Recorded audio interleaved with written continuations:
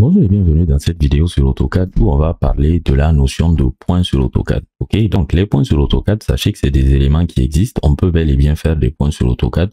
Ce n'est pas très usuel de les utiliser. Bon, quoique ça va dépendre vraiment du type de projet que vous allez faire sur AutoCAD. Si vous exploitez des éléments topographiques, vous aurez bien entendu affaire à l'utilisation et à la manipulation des points. Ok, donc les éléments de points, ils seront un peu à l'image des éléments d'annotation dans le sens où vous aurez des points et vous aurez ce qu'on va appeler des styles de points. Ces styles de points, par contre, on ne va pas les paramétrer dans le sens de la création de nouveaux styles.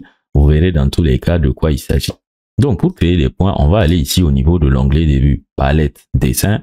On va devoir dérouler parce que les points font partie des commandes qui sont cachées, si vous voulez, ou qui sont masquées. Disons-le comme ça, c'est plus juste. Vous allez retrouver les éléments de points ici.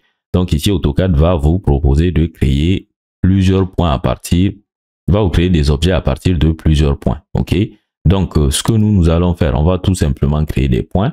Lorsque vous spécifiez la commande en question, vous voyez qu'AutoCAD va vous demander tout simplement de spécifier un point. Ok, la position du point si vous voulez. Donc je peux cliquer ici, boum, je vois que je viens de créer le point. Là, je viens de faire ce qu'on va appeler une création graphique. Création graphique tout simplement parce que je me suis placé sur l'interface graphique, sur mon espace objet, et je suis allé cliquer quelque part. Je pourrais aussi donner des caractéristiques de ce point-là. Entendez par là des coordonnées. On rappelle ici qu'on est sur AutoCAD 2D. On peut le voir ici. Les coordonnées qu'on est en train de voir, c'est le X et le Y. Le Z sera nul parce qu'on travaillera en plan. Okay? Donc, ce que je peux faire quelque chose comme 3700. Ça sera pour le X. Je vais faire une virgule qui sera, je rappelle, le séparateur de coordonnées. Attention sur AutoCAD. Le séparateur de décimale, c'est le point. D'ailleurs, ici, je vais faire quelque chose comme 203.5.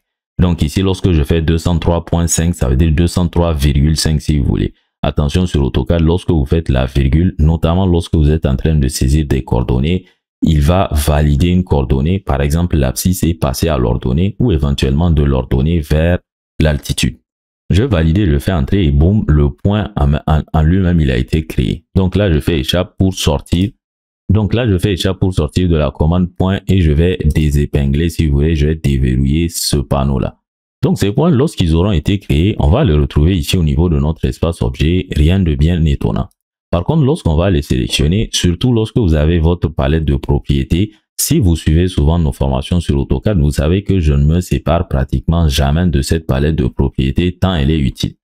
Donc, au niveau de cette palette de propriétés, je vais retrouver en fait les coordonnées de ce point-là. Donc, l'utilité dans ce genre de situation, c'est que je peux décider par exemple que ce point-là, je veux qu'il ait par exemple des coordonnées de 3700 en X, je vais valider. Et vous voyez tout simplement que je viens de le mettre sur la même abscisse que celui-là. Donc, tous ces deux points que vous voyez, je peux les sélectionner et modifier leurs coordonnées. Exactement comme les autres éléments sur AutoCAD. Lorsque je vais les sélectionner, AutoCAD va me donner ici leurs catégories et leurs informations. Mais surtout, vous voyez que là, le Y est variable tout simplement parce que le Y est différent d'un point à l'autre alors que leurs X sont égaux. Ce qui va maintenant nous intéresser sur les points, c'est de parler de ce que j'avais appelé style de points. Pour les styles de points, toujours onglet début, cette fois-ci palette utilitaire, vous allez retrouver ici les styles de points. Ici, vous pourrez choisir plusieurs styles de points. Vous voyez ici que vous avez le style par défaut, mais vous pourrez choisir entre ces styles-là. L'intérêt ici, il est assez évident. Ça va permettre de mettre le point en évidence. Par contre, faites attention avec ces styles. Vous avez deux façons de les définir. Deux façons de les définir au niveau de leur taille. Vous voyez que là, j'ai une taille en pourcentage. Ça sera le cas dans les deux cas, dans les deux situations.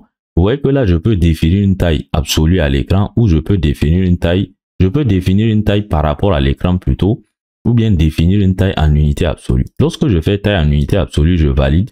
Quel que soit mon degré de zoom, en fait, ces tailles-là vont garder la même taille. Ok? Quand je dis ces tailles-là, je parle des points. La taille des points ne va pas changer par rapport à mon degré de zoom. Par contre, je vais faire espace, je retourne ici. Lorsque je suis en taille absolue de 5%, vous voyez que là, je zoome suffisamment. Lorsque je régénère, les points deviennent plus petits. Là, je zoome suffisamment. Regardez, lorsque je vais régénérer, boum, les points vont devenir plus grands. Donc, ça dépendra de la façon dont vous allez vouloir travailler. Sinon, moi, personnellement, je l'ai défini en taille absolue. Comme ça, je suis sûr que les tailles que je vois ne vont pas varier, quelle que soit l'échelle de zoom. Vous voyez que là, je peux zoomer, je peux régénérer à l'infini. La taille des points ne va pas changer. Enfin, sachez que vous pouvez faire aussi DD type. DD type, c'est le raccourci pour aller vers le style de points au cas où vous ne voulez pas aller le rechercher ici au niveau de l'onglet début palette utilitaire. Merci d'avoir suivi cette vidéo en espérant qu'elle vous aura été utile. Si vous voulez mieux apprendre AutoCAD, sachez qu'on a des formations sur notre chaîne YouTube Build Ingénierie et d'autres formations sur notre site du même nom, buildingénierie.com, que vous pourrez consulter. Dans tous les cas, je vais vous mettre les liens vers ces formations dans la description de cette vidéo. Merci donc d'avoir suivi cette vidéo en espérant qu'elle vous aura apporté une valeur ajoutée. On se donne rendez-vous pour la suite plutôt de nos formations sur notre site Build Ingénierie et sur notre chaîne YouTube Build Ingénierie.